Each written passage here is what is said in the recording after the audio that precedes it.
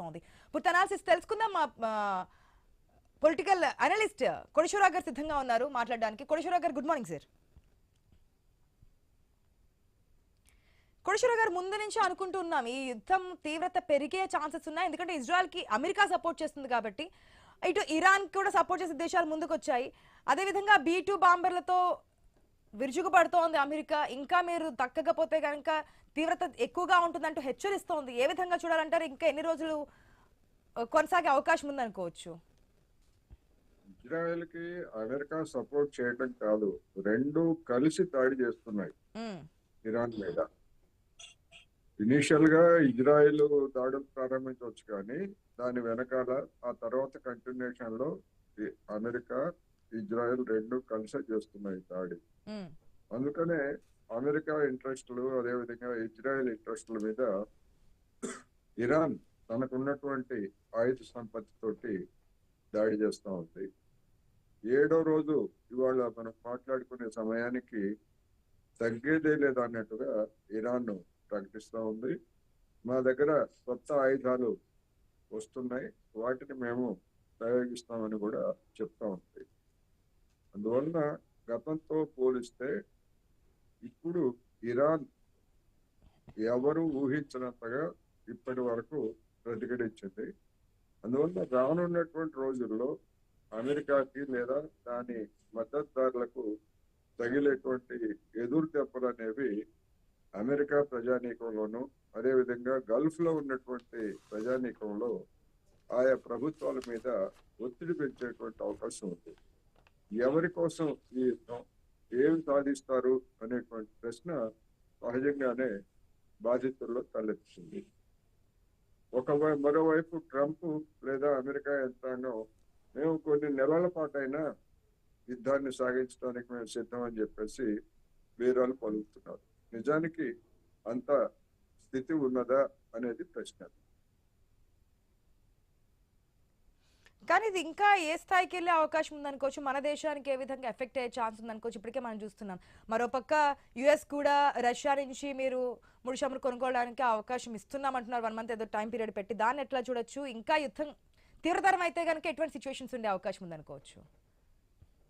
ఇప్పుడు ఈ యుద్ధంలో మనల్ని ఇబ్బంది పెట్టేటువంటి అంశాలు ఇప్పటికే ఇరాన్ దగ్గర, శ్రీలంక దగ్గర ఇరాన్ నౌకను అంటే మన దేశానికి అతిథిగా మన విన్యాసాలలో పాల్గొని తిరిగి వెళ్తున్నటువంటి దాని మీద దాన్ని పేల్చి ముంచివేయడం అనేటువంటిది మనకి ఇబ్బందికరమైనటువంటి అంశం. రెండోది, అత్యంత అవమానకరమైనటువంటి ప్రకటన ఏంటంటే 30 రోజుల పాటు మీరు కావాలంటే రష్యా నుంచి చమురు కొనుగోలు చేయడానికి మేము అనుమతిస్తాము అని చెప్పేసి అమెరికా చెప్పింది. మనం రష్యా దగ్గర లేకపోతే ఇంకొక దగ్గర చమురు కొనుగోలు చేయడానికి అమెరికా అనుమతి ఏమిటి అనేటువంటి ప్రశ్న. అందుకని మన నేతలు లేదా మన అధికారులు మరి ఇప్పుడు దీని మీద ఏమి స్పందిస్తారు? అమెరికా నిజానికి మనల్ని అవమానిస్తాం. మీకు ఛాన్స్ ఇస్తున్నాం, ఒక 30 రోజుల పాటు కొనుక్కోండి, మీరు తర్వాత మీరు మళ్ళీ కొనుగోలు చేస్తే మీ మీద కోడా చూపిస్తామని చెప్పేసి చెప్తా ఉంది. మరి దీన్ని కూడా మనం సహించాలా? ఒక దాడే కాదు కదా, భౌతికమైనటువంటి దాడే కాదు, మన దేశం మీద మానసికమైనటువంటి దాడి. అంతేకాదు, అమెరికాకు చెందినటువంటి మరొక ఉన్నతాధికారి ఏం చెప్పాడో తెలుసా నిన్న? మేము గతంలో చైనాకి అవకాశం ఇచ్చినట్టుగా ఇప్పుడు భారత్కి అవకాశం ఇస్తారని అనుకోవద్దు, మిమ్మల్ని కూడా మేము కంట్రోల్ చేస్తాము, మిమ్మల్ని ఎక్కడ ఉంచాలో అక్కడ ఉంచుతామని చెప్పేసి అనే పద్ధతుల్లో మాట్లాడాడు.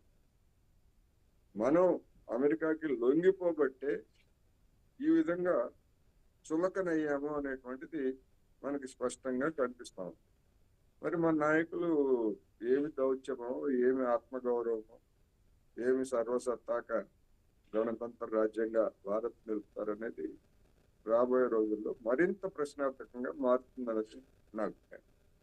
అంటే ఇప్పటి వరకు మనం ఏది చూసినా ట్రంప్ ఎటువంటి డెసిషన్ తీసుకున్నా, ఎటువంటి కామెంట్స్ చేసినా ఇండియా చాలా లైట్ తీసుకుంది, పట్టించుకోవట్లేదు. మీరు ఎటువంటి సుంకాలు వేసినా ఏం చేసినా మాకు అసలు ఏ ఎఫెక్ట్ ఉండదని చెప్పి వెళ్ళినటువంటి ఇండియా ఇప్పుడు ఒక్కసారిగా చర్చలు జరగడము, ట్రంప్ దాన్ని ప్రకటించడము, రష్యా నుంచి చమురు కొనుగోలు ఆపేసింది. ఇండియా అని చెప్పడం ఇవన్నీ చేసిన తర్వాత నిన్న మళ్ళీ ఇటువంటి కామెంట్ మనం చూస్తున్నాం. అయితే ఏం జరగబోతుంది అనేది ఒక కామెంట్ కనిపిస్తోంది. ఇజ్రాయెల్ కి సపోర్ట్ చేసినటువంటి దేశాలు కూడా కనిపిస్తున్నాయి కదా సార్. సారీ, ఇరాన్ కి సపోర్ట్ చేసేటువంటి దేశాలు ఉన్నాయి, ఇజ్రాయెల్ కి సపోర్ట్ చేసే దేశాలు ఉన్నాయి. ఇరాన్ కి నైతికంగా మద్దతు ఇస్తున్నాయి, అదే విధంగా భౌతికంగా అంటే ఆయుధాలు ఇతరత్ర సరఫరా చేస్తున్నాయి అనేది వాస్తవం. అది రష్యా చేస్తా ఉంది, చైనా చేస్తా ఉంది.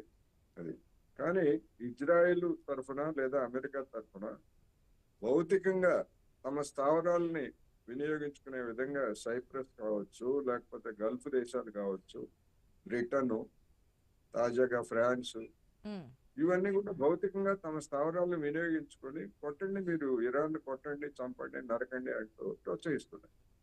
అందుకని మరి ఒక విధంగా చెప్పాలంటే అవి కూడా ప్రత్యక్షంగా యుద్ధంలోకి వచ్చేటువంటి పరిస్థితి స్పష్టంగా కనిపిస్తా ఉంది. మరి దీన్ని ఎట్లా చూడాలి అని చూసినప్పుడు ఒక దుర్మార్గాన్ని ఈ విధంగా నెత్తనేసుకొని వస్తున్నాయంటే మరి ఈ దేశాలన్నీ కూడా రాబోయేటువంటి రోజుల్లో ఎవరి మీదనైనా ఇదే విధంగా దాడి చేయొచ్చు. ఒకవేళ మన దేశం వాణిజ్య ఒప్పందం కుదుర్చుకోవడంలో అమెరికా చెప్పినటువంటి షరతులకు అంగీకరించకపోతే మన దేశానికి కూడా ప్రమాదం ఉంటుంది.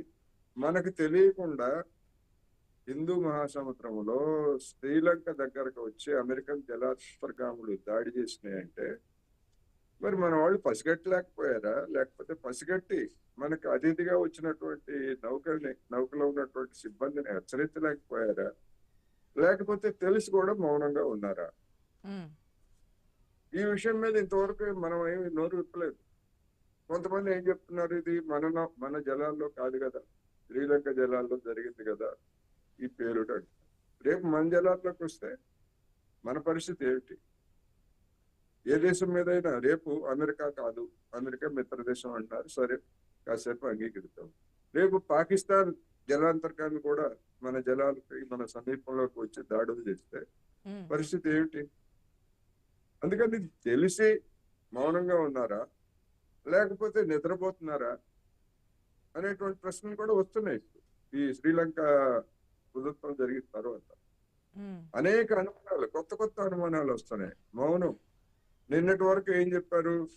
మొత్తం సోషల్ మీడియాలో కానీ బయట కానీ ఖమేనీ మృతికి మేము సంతాపం తెలపాల్సినటువంటి అవసరం ఏంటని ఎదురుదాడి చేశారు. బీజేపీ లేకపోతే సంఘ పరివార శక్తులన్నీ కూడా మొత్తం వాట్సాప్ మెసేజ్ల్లో చూస్తే ఎందుకు మనం ఖమేనీకి సంతాపం తెలియట్లేదు, మన ప్రభుత్వం మంచి పనే చేస్తుందని చెప్పేసి మొత్తం అంతా కూడా ఊరు వాడ ప్రచారం చేశారు. మరి నిన్న మన విదేశాంగ అధికారులు వెళ్ళి మరి రాయబారి కార్యాలయానికి వెళ్ళి అక్కడ పుస్తకంలో సంతకం చేసి సంతాపం తెలిపారు. ఎందుకు ఈ విధమైనటువంటి దోబూచులు? ఆ తెలిపేది ఏదో వెంటనే తెలిపితే అది ఒక పద్ధతి. అంటే ప్రభుత్వం అనుసరిస్తున్నటువంటి విధానం మీద ఎల్లెడలా వస్తున్నటువంటి ఒత్తిడికి ఇది నిదర్శనం. అదేవిధంగా ఫిన్లాండ్ అధ్యక్షుడు స్టబ్స్ తో కలిసి నరేంద్ర మోడీ గారు ఏం చెప్పారు? యుద్ధాలు సమస్యలను పరిష్కరించవు అని ఒక సుభాషితం చెప్పారు. మరి అదే మాట మనం రోజు డిస్కషన్స్ లో చెప్తుంది అదే కదా. ఉక్రెయిన్ యుద్ధం అప్పుడు యుద్ధాల సమయం కాదు, కాలం కాదు అని చెప్పినటువంటి పెద్ద మనిషి మరి ఇప్పుడు 5 రోజులు 6 రోజుల పాటు మౌనంగా ఉండి మిలిటరీ చర్యలు పరిష్కారం కావు అని సన్నాయి నొప్పులను ఒకటి వైపు. ఎందుకంటే గట్టిగా చెప్తే అమెరికాకి కోపం వస్తాయి, అమెరికాకి కోపం వస్తే మన బట్టలు తడిచిపోతాయి. అంతకు మించి ఏమి దౌత్యము, ఏమి గౌరవము, ఏమి ఆత్మగౌరవం. చివరికి వాళ్ళ మద్దతుదారులను కూడా ఇబ్బందుల్లో పెట్టేస్తారు కదా ఈ ఖమేనీకి సంతాపం తెలిపేటువంటి విషయంలో. వాళ్ళు ఎలా తలెత్తు తిరుగుతారు ఇప్పుడు?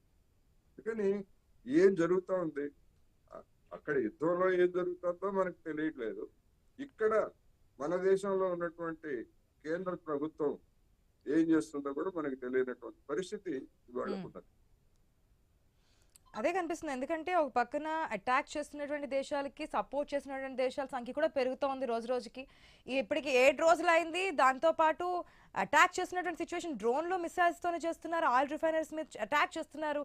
అటు ఎయిర్ డిఫెన్స్ కూడా కొన్ని కొన్ని సందర్భాల్లో ఫెయిల్ అవుతున్నటువంటి సిచ్యువేషన్. ఒక పక్క యుద్ధం కనిపిస్తున్నప్పుడు అంత అలర్ట్‌గా ఉండాలి. ఆ అలర్ట్స్ కూడా మించిపోయి మనకి యుద్ధాలు జరుగుతున్నటువంటి సిచ్యువేషన్ కనిపిస్తోంది. ఇంకా రాబోయే 2-3 రోజులు ఇంకా తీవ్రత పెరిగే అవకాశం ఉంది అంటున్నారు మీలాంటి వాళ్ళు కూడా. చూద్దాం sir. Thank you so much మీ విశ్లేషణ చెప్పినందుకు. ఇవి బుల్ష్ updates. For more updates keep watching I News. నమస్తే.